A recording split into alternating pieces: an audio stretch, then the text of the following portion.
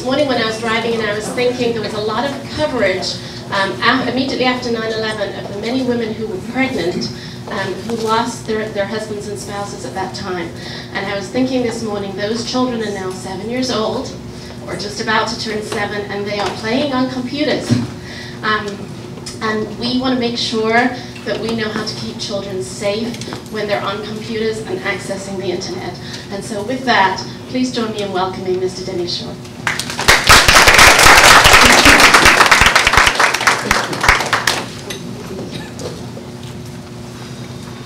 This is going to be good, folks. I've got to hold a microphone and operate my clicker here.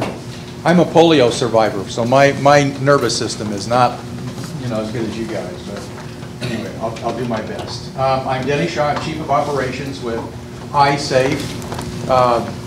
Just very briefly, we're a nonprofit organization that began in 1998.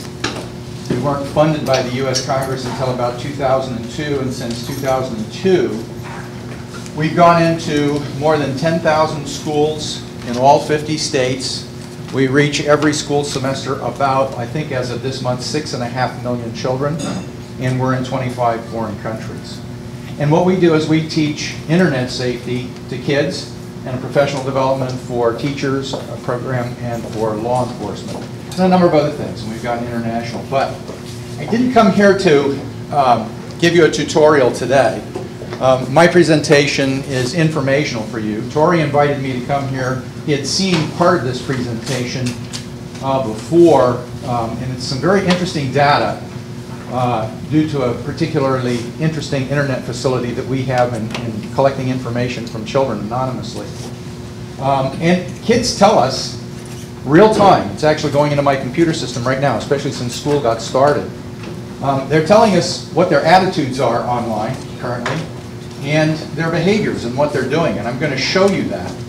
And this survey is based on hundreds of thousands of responses that we get in this computer, and I wanted you to see, and Tori did, what kids are telling us anonymously, because we don't want to know their names and their identities, but we do get their demographics, their schools and zip codes and ages and genders and those kinds of things, so that we can just collate all this data. I'd like you to see what they're telling us they're doing, and it's quite astonishing. And then coupled with that, there was a bit that I touched on when Corey heard this presentation on cyberbullying. And he said, that really fits in with this group end abuse that I'm involved with. And could you come and talk to us about cyberbullying in particular?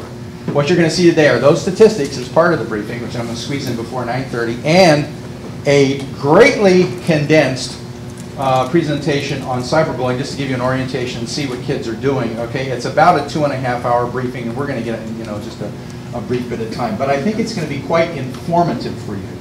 We go into schools and we teach teachers how to teach this program. We started, there's some, by the way, there's some materials which is in hard copy and digital over there.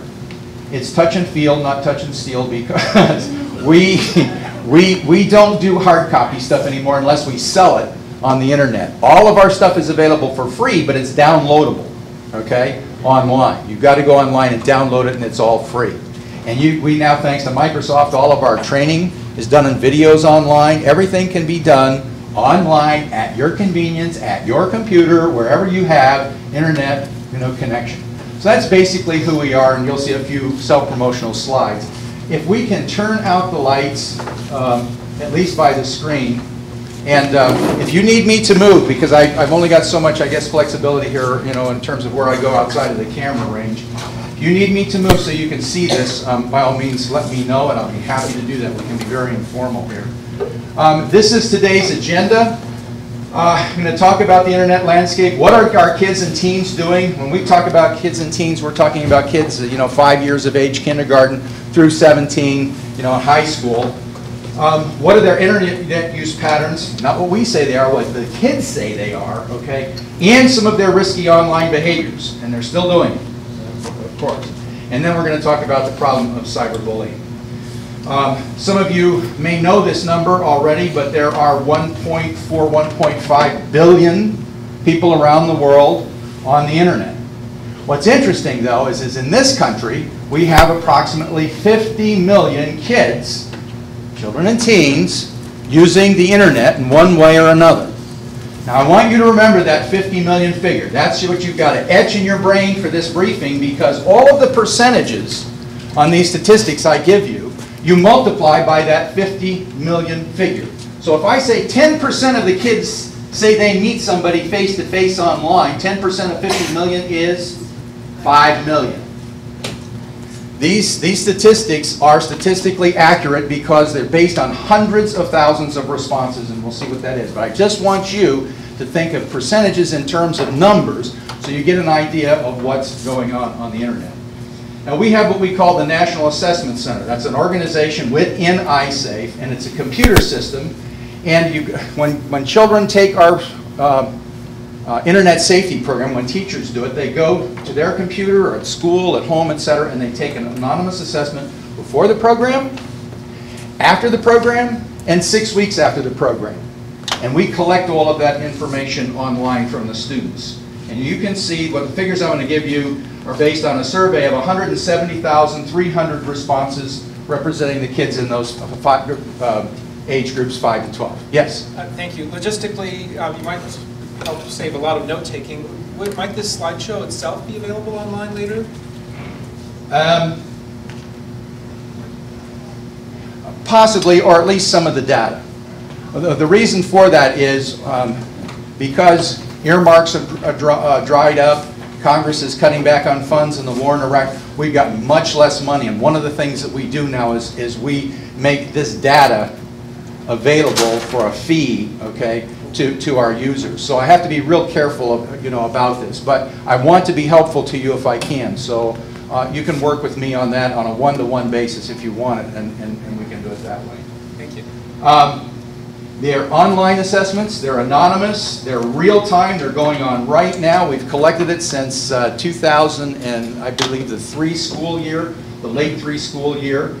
The instructors in grades K through 12 complete the assessments, but beyond grades 3 to 12, the students actually complete these assessments. So this data is based on the numbers that you see there. As you can see, most students are internet users beginning in grades 3 and 4. You look at that, you've got 81% of your 3rd and 4th graders are using the internet. Well, when you get to grades 5 and 12, 90%, everybody's online. You probably understood that already. By the 6th grade, more than half of the students have email accounts, and by the 7th grade, the majority of the students are using IMing, okay, and chat rooms frequently.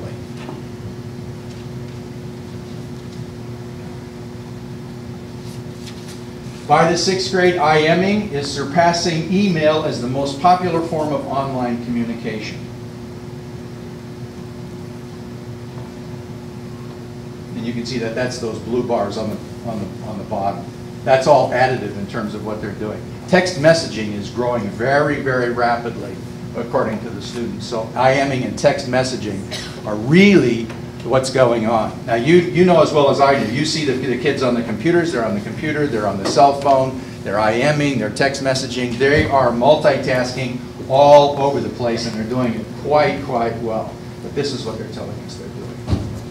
Now interestingly enough, you look at this and we said, well, let's look at gender differences and what are females doing more than males and males more than females, and what we found was females are more likely to have accounts and email accounts and communicate and use the internet for a variety of different communications medium. Blogging, a web page, instant messaging, email, etc. And you can see there the females in the blue versus males in the magenta or purple. I see some of you are having a little trouble seeing through me. Can you see those figures? Yeah. Okay. Now, interestingly enough, you go like, well, what do males do more than females? Visit gambling sites, gamble online, visit alcoholic company websites, circumvent software filters, and meet face-to-face with someone that they've never met before. Now, females do that too, okay, but males more likely than females to that degree. And in some cases, it's substantial.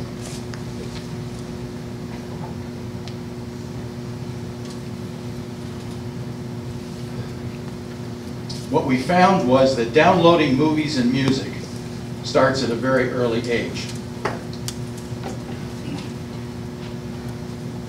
We also found, I mean, in that first bar graph, what you see is students who downloaded movies, from the internet, 21% in grades 5 through 8, and 39% in grades 9 through 12. Those who downloaded the music were 44% in grades 5 through 8, and 67% in grades 9 through 12. That next bar, the third one down set, was really good. That was affirming to all of us. Students who use the internet for homework purposes. In grades 5 through 8, 66%, and in 9 through 12, went way up to 81%. And then students with a web page, you can see those statistics for yourself. Interesting statistics.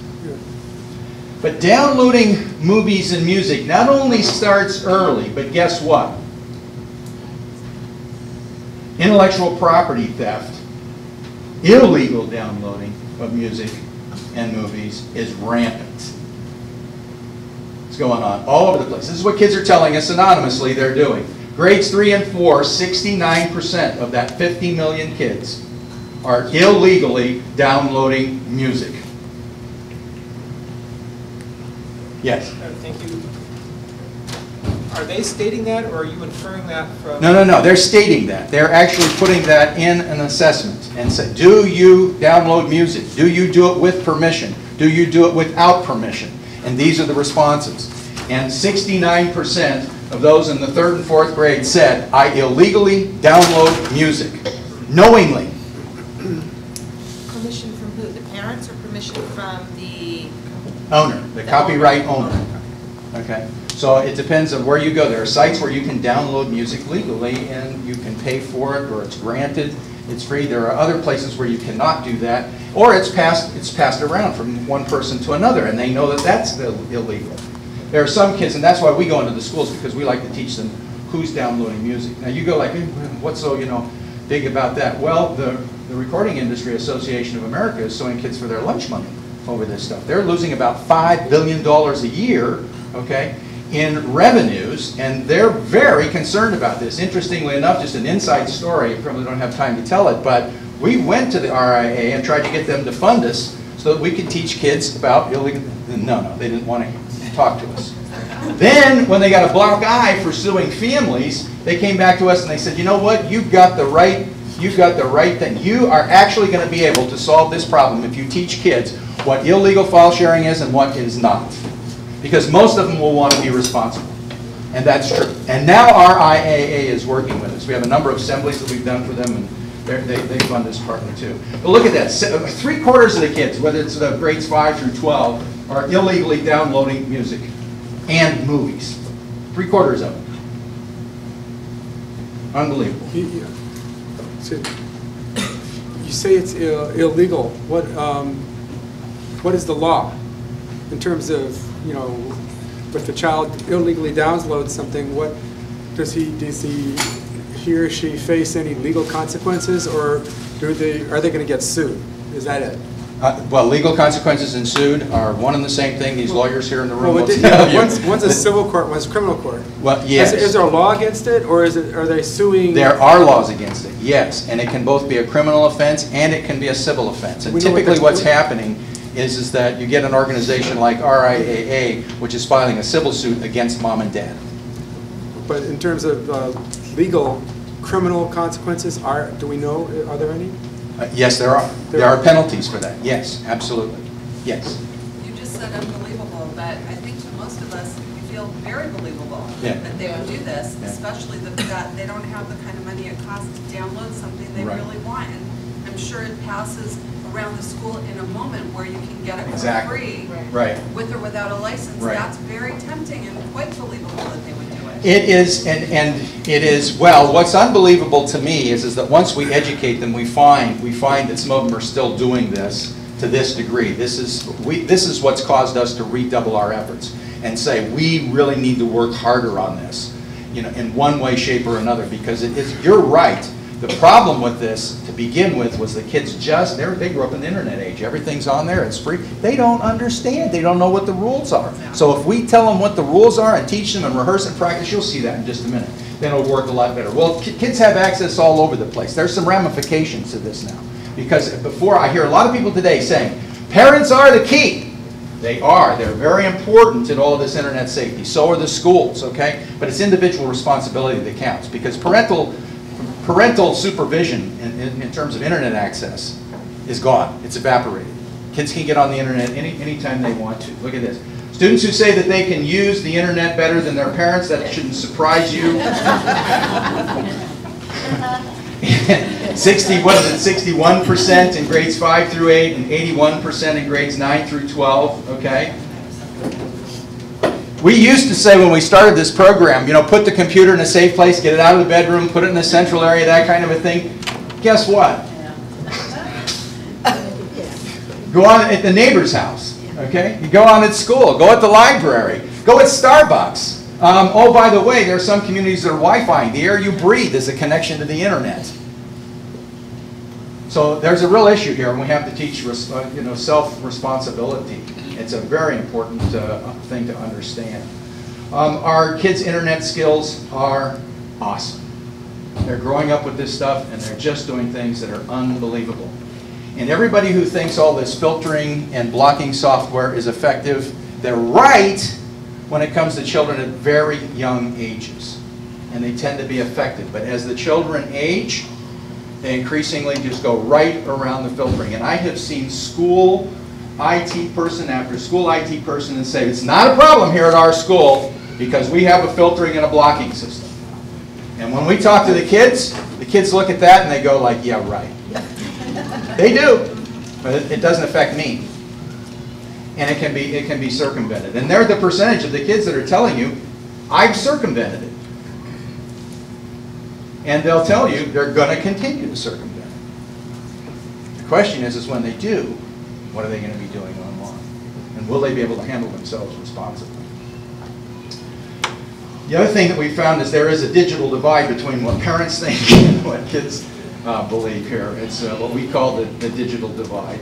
Parents overestimate what they know about their children's online activities. You'll see that in just a minute. Most all of the parents have said, yes, I've established rules for the use of the internet. Okay? And you can see that it says students who say their parents have made internet rules. The blue is the grades 5 through 7 and 8 through 12. And then the parents, of course, look at what the parents say. 93% of us have. So how do you compare that yellow line with the purple and the blue line? Something's not connecting here. Yes? Can you take 2 steps backwards? Yes, I can. Thank you.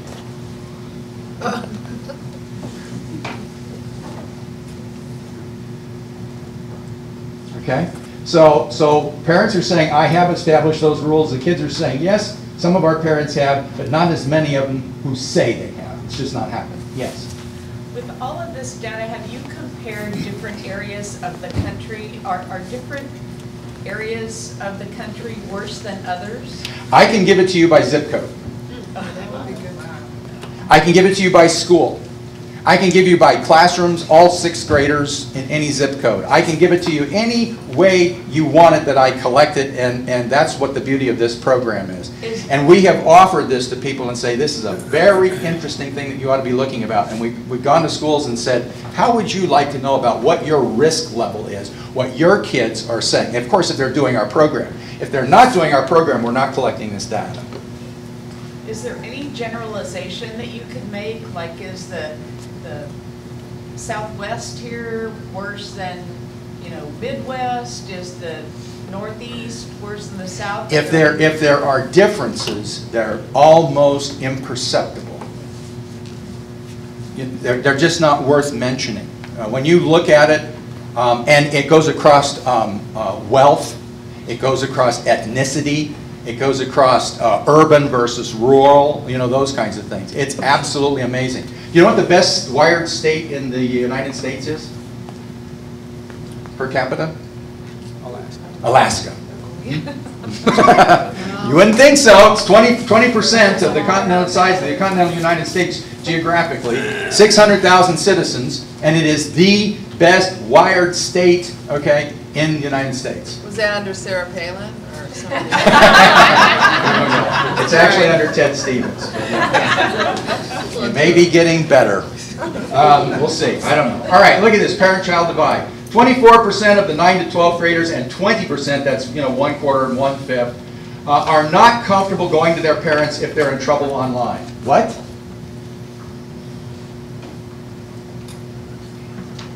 So who are they going to turn to?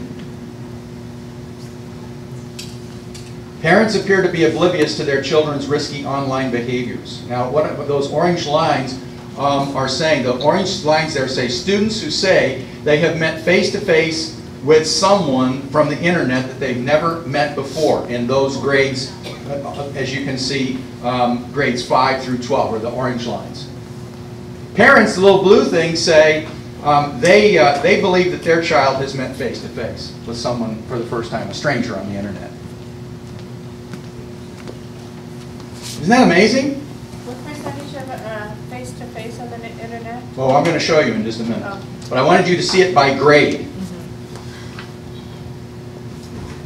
But roughly, look at that, 20%, 24% of your 25, roughly a quarter. Denny, can I just say something? Part of my job is to watch the clock, and I want to hear what Denny has to say. So can we try and hold the questions back a little bit so that we can hear the presentation, and then afterwards, if there are burning questions, Denny will stay to answer those questions. Thank you. Okay, here are the statistics. I'll just roll up for you.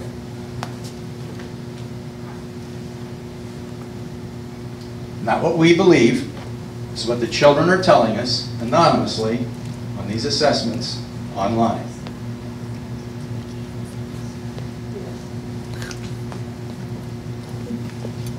Multiply that times 50 million.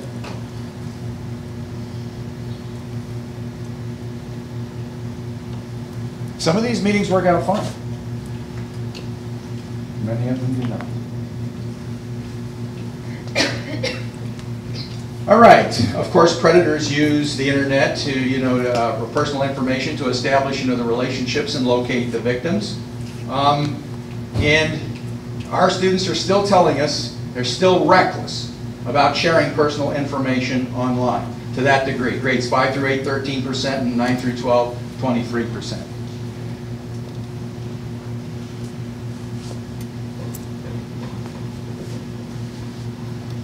I'm going to cover this a little bit more, but this is cyber harassment. Cyberbullying is a little bit different from cyber stalking.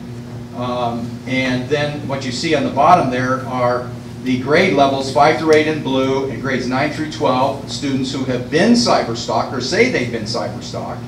The next line, students who know someone, okay, who've been cyber bullied. And then the last one is students who've said that they have done things, hurtful things, on the internet to someone else. When we start talking about abuse, we're talking about young people abusing other young people. Yeah.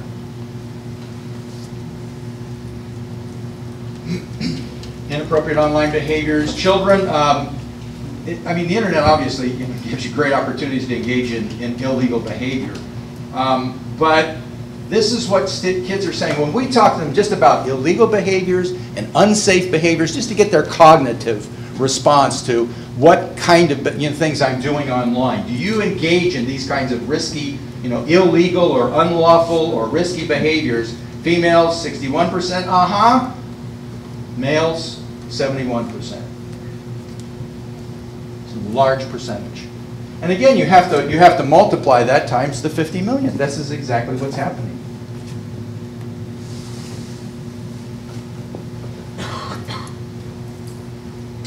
These are children saying, I've engaged in lies.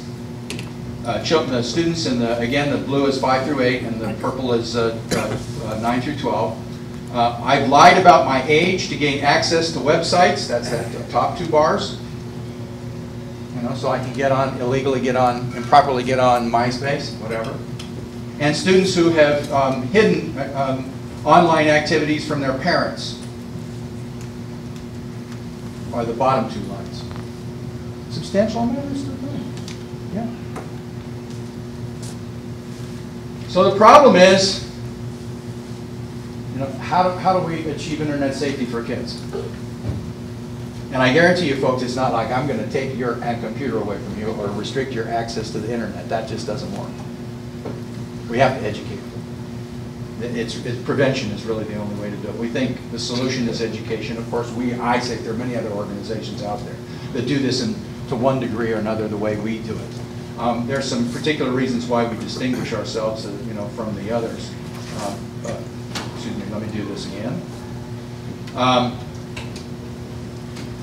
As you see, materials over there go way beyond awareness. There's a lot of folks who believe if they give you a safety briefing, you're okay, you're fine. That's like me giving you my car and saying, I'll tell you what, don't run into bridge abutments and buckle up your safety belt. Now you're going to drive safely?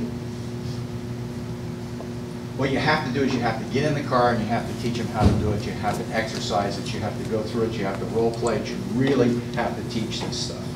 And then we offer this other kinds of e-safety education for these others. This is the only part of the thing where I'm really, mentioning things about iSafe right there. But does education work? Well, we use this system online to ask the kids, are you likely to change your behavior as a result of having this program? 91% of them said they'll now make what they believe to be better choices about where they go and what they do on the internet as a result of having had these courses.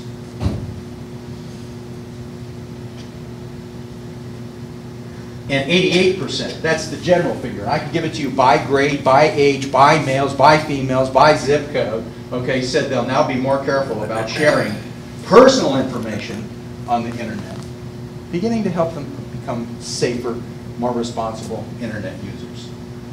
So one of the things that I've seen, that there's a great program. Have you all seen To Catch a Predator? Great program. But one thing, you know what the subliminal message is there? They've gone into Riverside County, they went into Arlington County and the East Coast, etc. Every time they come here in this county and do this, okay, no matter where they go and they set it up, there's always 20, 30, 3 dozen of these guys that show up to have sex and drink booze or whatever it is with someone who's a minor, a child. We don't have enough money or law enforcement to run all these people down in every one of the communities where this exists. They're outrunning this. It's not possible. We can't continue to pour money after a losing, a battle. What we have to do is put some things in the front side of this thing and do the prevention. That's the message that I want to leave you with. We've got to do that. We do it at home, and we do it in the schools, and law enforcement is doing it too. They're picking this up, and they're beginning to train people to be safe on the internet. I know it's not one of those things, prevention is not very popular because how do you prove your success? It's very difficult, but we've got to be doing that. Now here's a graphic that I wanted to show you. These are what kids that are saying. That top line that you see there is they know that they can see and stay away. Now, having taken our program, they can see and stay away from dangerous things on the internet. The second group in the purple says they're now less likely to meet someone on the internet face to face, and the yellow line says they will now make better choices. Do you notice anything strange about this graph? Yes. It goes down as they It goes down as they get older. So what would you conclude about that with respect to our kinds of programs which are educational? Start early. If you want to have a high effectiveness rate, start early with these kids. Okay? We have good success rate there in the high school at the end, but not as if we started early with them. So that's a very important thing I want you to remember. All right, we'll move on now to cyberbullying, and we'll go through some of this now. Okay, see what it is. Of course, now, I know some of you will say there's no such thing as online anonymity. In one respect, that's very true. You can always trace and find out people. Okay? But in many respects, just generally speaking, anonymity is all over the place. And it imbues internet users, and certainly our kids, with confidence and a sense of separation from what they're really doing and saying. If I can say something to you to your face, you might punch me in the face if I'm just really off base, really offensive. But if I could send it to you on my cell phone and I'm way far away and there's no way to get it, I might just say something even more offensive. A real sense of disconnection. It's just a new kind of freedom that the kids have. And this cyberbullying problem is taking off all of the places your schools get targeted. Interestingly enough, our Constitution protects internet speech that is critical, speech that is annoying, offensive, or demeaning, as long as it doesn't include a direct threat, okay, or incite violence. You have to have those latter two under the current interpretation of the U.S. Constitution. That doesn't mean that something that's annoying, offensive, or demeaning isn't hurtful and harmful and abusive.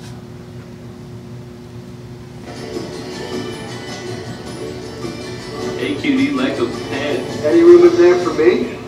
Everyone's experienced harassment, uninvited and unwelcome verbal or physical attention.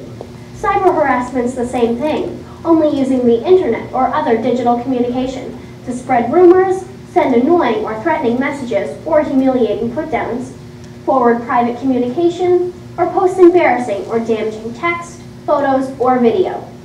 Bullying and stalking are two types of cyber harassment. Cyberbullying may relate to racial, cultural, or religious differences. It may involve sexual harassment, or may be the result of an online or real-world relationship or friendship gone bad.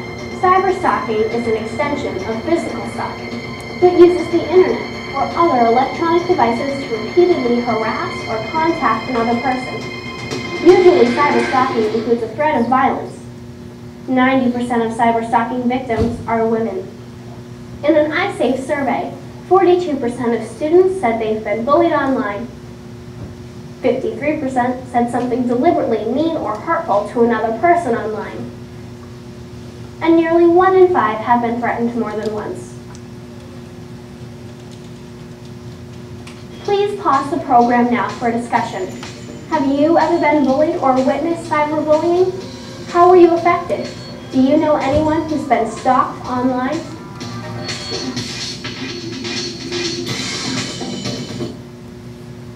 I wanted you to see a sample of what we present to some of our students, depending on their grade level. But that was it in terms of how we introduce cyberbullying. Let's see, where am I here? I've gone the wrong way. There we go. Now I'm back on.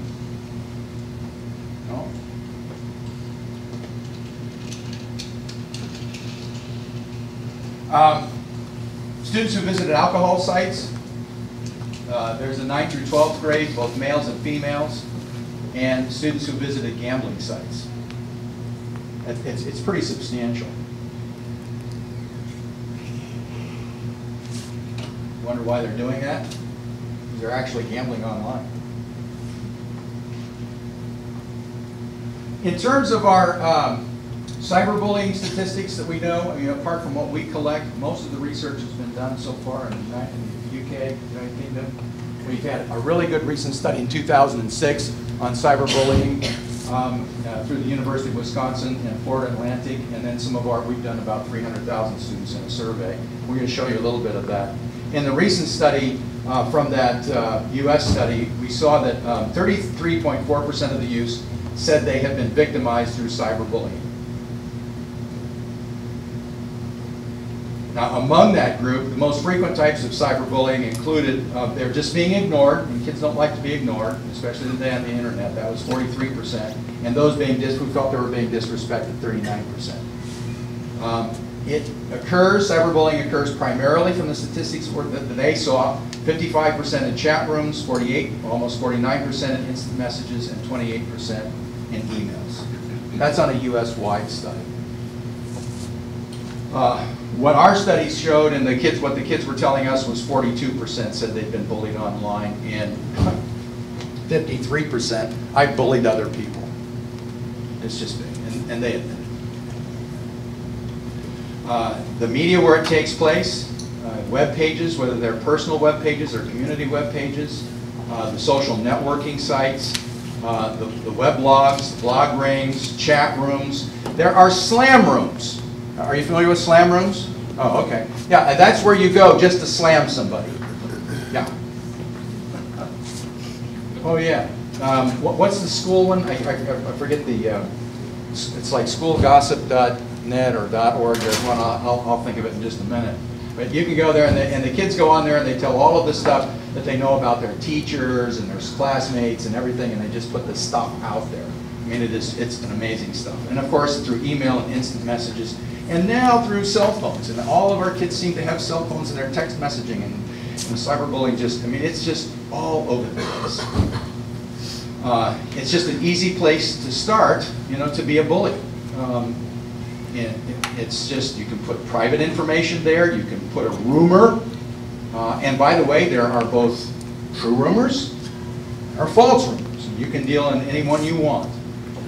The bad thing about it is, though, is oftentimes this cyber context becomes physical. On a message board about Lake Highlands High School in Dallas, an anonymous poster slammed another student, calling her "blue bitch." The posting stated, "People don't like you because you are a suicidal cow who can't stop eating," and then moved offline. "Blue bitch" was scrawled in shaving cream on a sidewalk. The student's car was egged, and her mother was injured by an acid-filled bottle that was thrown at their front door. And that's exactly what we're finding is happening. How does it take shape? Well, typically it starts off with just offensive language, you know, people that are angry. There's insulting messages, posts and IMs. It can be, you know, frequent, repetitious, going back and just, you know, harping on someone, picking, and then it crosses borders. It'll go from IMing into a text messaging to, you know, an email, those kinds of things. It jumps all over the place. It is pervasive.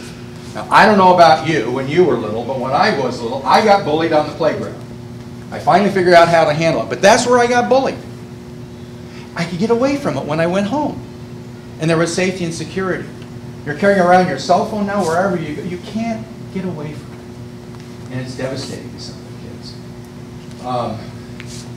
Kids can impersonate another student and do something absolutely outrageous, impersonating him online, and then publicize it not only to the school, not only to the neighborhood and to the city, but to the United States of America. Remember what I said? 1.4 billion people using the internet who potentially could see this embarrassing, humiliating impersonation.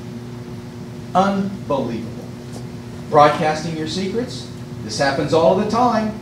Youngsters just beginning to form close personal relationships as they're growing up, and they start sharing secrets and things like that, and then they get into a little argument. Before, it could only go so far. Now it goes out to the world. You know what? I'm going to get you on boom, boom, boom, and all of your stuff is global. That's what's happening. Or excluding, ganging up and excluding somebody. That is devastating for kids. Cyberbullying can be deadly, and this is one of the things that we started doing cyberbullying in our education in the year 2003, in our curriculum in 2003. Before it really started getting popular. The kids were telling us online that this was going on. And we found out that it literally turned really, really ugly. Not just emotionally, psychologically harmful, but physically devastating, into murder and to suicide. Here's one of the stories. Ryan's story. Ryan Halligan, from a small Vermont town, very tech-savvy kid. His dad worked for IBM, still works for IBM. Loving, close-knit parents. You're going to get to meet them here. They're just unbelievably great. And he's a victim of school bullying. Well, you'll see what it is. But, you know, his friends, you know, thought were his friends, said he's gay. And they started putting it all over the internet. Look what happened.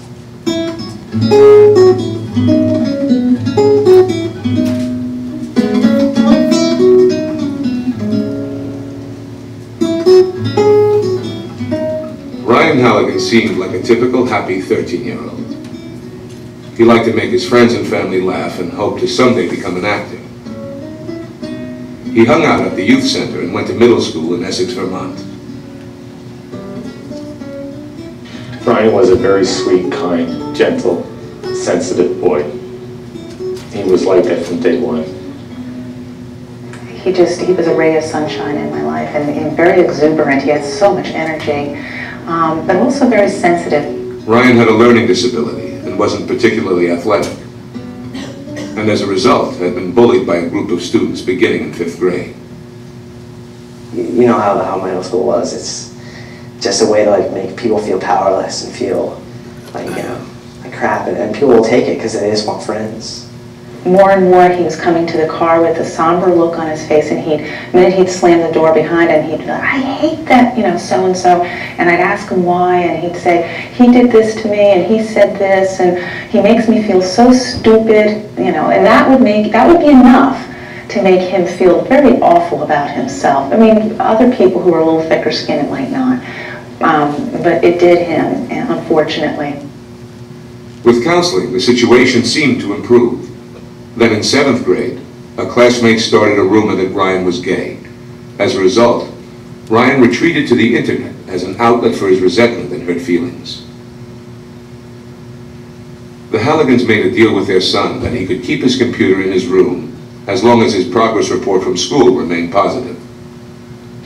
His progress report was not good at all. You know, we tried to be very loving, supportive parents, but also very firm about the rules that we had.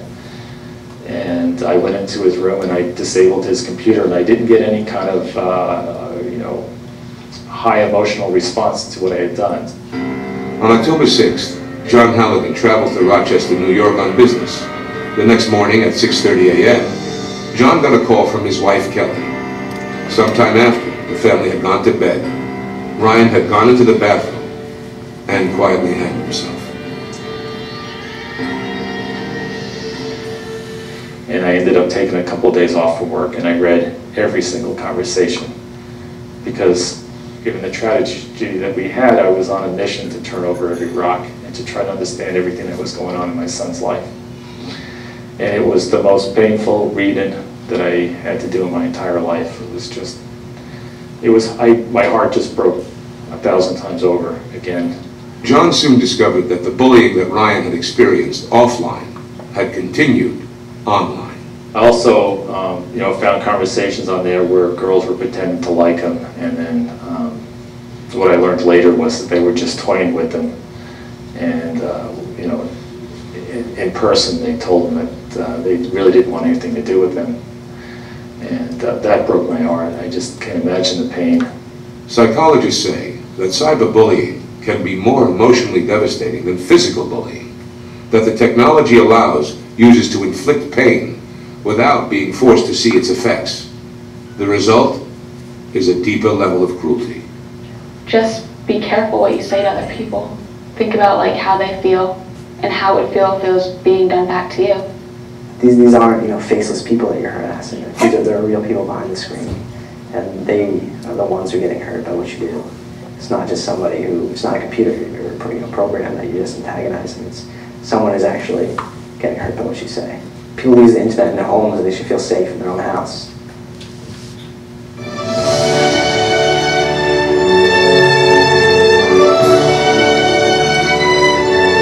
I'll spare you the sad news about it, really, but not to short-cheat that story. It is a very sad story, but that's what's happening in some people's lives today as a result of this, and that's what the importance of this education is all about, and us all together dealing with kids on this important issue. I'm going to move very fast here, but one of the things that I thought you'd like to understand, and I have psychologists here in the room, you'll understand what I'm saying here. We wondered why kids behave the way they do online. Why do they just charge into danger, okay, when adults don't seem to do that? Well, we started looking at the current, you know, current and some of the long existing research about brain development. And guess what we found? And we've now tailored our educational curriculum to this. We found that the frontal lobes provide the ability to control emotions and impulses. That's right and wrong decision making, processing, you know, of cause and effects relationship, frontal lobes. Guess what? Then you have this amygdala part. Sorry if you can't read that very well there. The amygdala part, it's part of the limbic system, and it's gut responses. And it has responses based on instincts and reactionary decision making and impulse emotional thing. Guess what is in control of children until they're about 20 years of age? Amygdala. Frontal lobes don't really come in and start working well unless you exercise them until they're about 20 years old. That's what the research was telling us. So what happens is, if our kids don't have well-developed frontal lobes to exercise and they're relying on the amygdala, the only thing they have, Their decision-making process, you could say, is somewhat impaired unless we work with them on that. It was kind of interesting to us. We looked at this and we said, you know, I mean, that it suggested until our kids are mature, okay, this amygdala is going to be in charge, and as a result of that, okay, they're going to be driving straight ahead with no thought of the consequences. Foot is on the accelerator, unless we can do something to exercise those frontal lobes. You can do that, okay, but you really have to work at it as psychologists or as educators. It's got to be done, okay, to get them to take the foot off the accelerator. Putting this all together, how can we take what we know about brain development and specifically affect online behaviors of kids and teens, okay? Well, they may react without thought of implications of self or others. Duh, that's exactly what they're doing. Perhaps they just can't help it. It's a part of being young. We have to deal with that. Is there any hope? Well, yes, of course. Research also tells us you can develop the frontal lobes. And you do it through this way here. Discussion, peer groups, interaction, active participation. Not view graphs, PowerPoints. It doesn't work. You got to get in there and have them exercise it. Put them in a peer group situation and have them teach something like that. That exercises those skills. And that's what we do in our program when we try to teach internet safety. We get in there and we exercise these things. We try to get those frontal lobes working so that the kids can not only identify the risk, but then learn how to handle them. Okay, not using amygdala, but using the frontal lobes if those things can be exercised. That's our approach. I don't want to take you through, you know, too much of that. Our curriculum, etc. We can talk about that a little bit later on. One of the things I did want you to see is educators are a real important part of this. The cyberbullying stuff is going on in the schools. Like it or not, folks, you're going to be right in the middle of it. And so we have to, you know, there's this legislation that's going on that's now, you know, mandating us to go high tech in our schools, and the techs do that. They're computer rich. Therefore, you get tech savvy kids, and then you've got all of this stuff going on, and you are right there. Okay, so you do play a key role. A lot of things that happen at home happen just in the community, brought right into the schools. What happens in schools dissipates out there. It all can be done, you know, on your cell phone. What do we do? Now, we typically talk to schools, and I know many of you here are not associated with schools, but many of you do interface with schools and deal with them and work in conjunction with them. Schools, they, one, have to determine what is our responsibility in this issue of not only internet safety or e-safety, but the cyberbullying. They need to involve outside help, which many of you are here when this happens, so that they can get the proper counseling and develop a plan and be proactive with the guidelines that they've got, you know, in the school district, and to include cyberbullying in there. Okay? Anytime there's cyberbullying in connection with a school activity, at school, school equipment, school property, okay, school action needs to be taken. School can't back out of this. And what do they have to do? They have to have an acceptable use policy, and it should include guidelines on what we're going to be doing with respect to cyberbullying, what is permitted and not permitted at our school, using our facilities, or even if we were to allow you to bring your cell phone here, what kinds of conduct do we have? It's rules of the road, an AUP, acceptable use policy. You've got to have your school sit down and deal with that and get the kids plugged in on it. And have an action plan and an action team, and some of you should be in that action team and building this up. If we have a cyberbullying incident, as minor as it is, remember those kids, 25% of them said they didn't feel comfortable if they were in trouble going to their parents. Who are they going to come to? You. Or their friends. So you have to be ready to deal with this. And it can't be in a disciplinary mode always. Sometimes it has to be in a, hey, we got to work through this together as a team. We have a problem. But if there's no school connection, we just want the schools and you guys to be proactive in contacting their parents and their guardians, offering counseling opportunities for them, involving the police if the police need to be involved, and any other kinds of resources for aid, especially, you know, and education in the schools for this. Because, like I said, prevention is really what we should be going for. And we have to maintain the level of awareness that this is going on all the time. Don't forget, a lot of these problems that I was talking about, we've been in this business, you know, doing e-safety for kids now since 1998. And we're finding out that with the way the technology expands and with the, you know, the increasing size of the kid population and their access, that we still need to work harder. in getting to these kids. Like I told you, we're only reach 6.5 million of the kids today on internet safety in our schools. Do you know how many kids are in school today in K through 12? 54 million. There isn't anybody else who reaches that many kids besides ISAFE. We're missing a lot of kids, and that pipeline is moving. So we've got to do a better job. Anyway, we've done that. Resources for parents and victims for civil legal action is available on cyberbullying connections with defamation, emotional distress, false light, those kinds of things. And goes beyond that. There is a criminal legal action that can be taken with threats and harassment, stalking, hate, bias, crimes actually with respect to that. Oh yeah, absolutely. And kids need to be aware of that, as well as parents and school officials. And how to stop the problem, whatever it is, whether it's one that involves criminal activity or just offensive, abusive harassment activity. Get it stopped. Contacting ISPs. We have a whole program on this with lists of people to counsel, etc. I said I'm not here to educate you on that. It's just informational in terms of what the problem is and where to go. Obviously, I've said this before, providing education. I'm going to skip these films.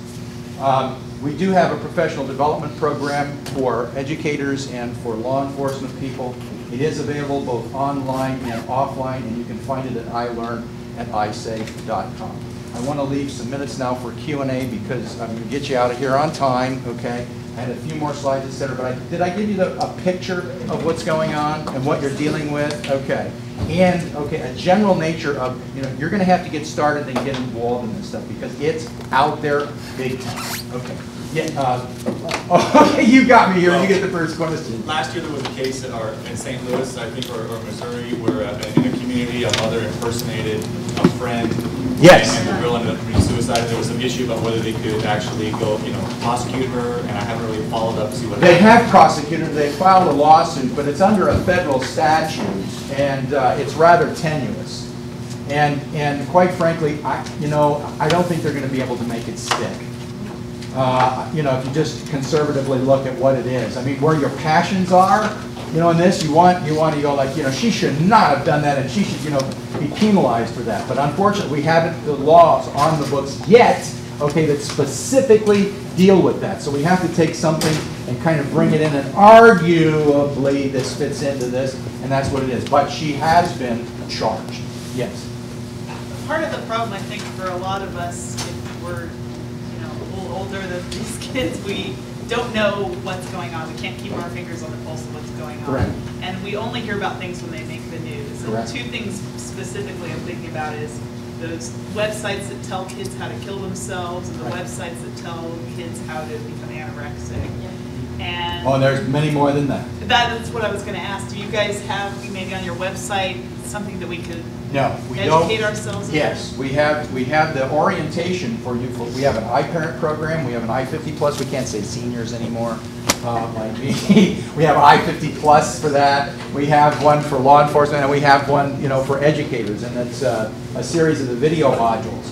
But our real curriculum, you'll see those books standing up there, is for the kids. Apart from that 4-hour professional development program, it's for the kids, and we talk to the kids about this, and it's age appropriate. I mean, there's some topics we deal with in very different ways, beginning in kindergarten and taking them all the way through the 12th grades when they're adults. I mean, many of the kids here are going to be parents within a couple of years. I view our role as we're teaching parents. When we go into school, you think we're teaching kids? I think we're teaching parents. Okay, and they're tech-savvy parents, and so we're working on that now. But yes, we deal with that, and we have a parent program. We're very heavy into parent, but they're the worst group in the world to deal with. And now let me tell you why, and I'm going to defend parents here. Listen to this, because everybody got parents are the key. Okay, you get to earn a living, mom and dad. You get to wash the car. You get to bake the food, make the food. You get to do the laundry. You get to do the yard. You get to take the kids everywhere. You go to all the social programs. And we come in and say, and you're going to do internet safety. What? Unbelievable. So we can't just continue hanging that jacket there. It's got to be, we do this stuff in schools, and schools are beginning to get this. It's the right way to do it. And that's where we teach values, etc. I'm not saying it's not done at home too, but I'm just saying it's never going to get done if you get the parents. I've gone to many parent nights and the PTA things, and you get just a handful of those folks there. You don't get real good coverage. And I understand why. They're busy. I'm concerned about skirting some deeper issues, and what we know about abuse and even bullying, non-cyberbullying, is that kids who bully tend to come from families who bully. Can you slice your data in that way? And then my second question is, are these self-reporting responses, the 170,000 that you've gotten, kids doing, in other words, now the statistics I'm giving you, okay, are when they talk about I bullied someone, we don't get into the background of that. See, I think that's really critical because I do too. Right. You know, to me, anyway, and you know what? I could design, if you wanted me to design my questionnaire so that I could go in and get into those kinds of issues, I could do that, okay? But I'd have to have the funding in order to do it. But the one thing that I've gotten, I can't sell Coca-Cola, and I've had a lot of people come to me and say, we want to put the flags up there and stuff because you are in front of all those eyeballs and those kids, and the schools aren't going to allow us to do that. This is definite, this is real academic stuff, and it is for people like you who are professionals and law enforcement. It's data for you, and it's to help us continue to keep our program relevant to what's going on to the kids. But we could go back and make those kinds of adjustments and do those kinds of things if you were interested in working with us on that. But the kids responding are self-selected. Yes, no, they self-select themselves. That's what I meant. It's totally voluntary. So they're doing okay. Yes. A couple questions. One is... They're fast because you're going to get hammered. In terms of bullying, do they acknowledge whether they would bully in person versus using the internet because the internet seems more anonymous? Yes. To some of the youth? Also, do you take some of those cyber harassment or bullying type statements and actually work with children to see if they could do that same thing to give that we don't, school teachers may. Okay, remember, we don't work directly with children.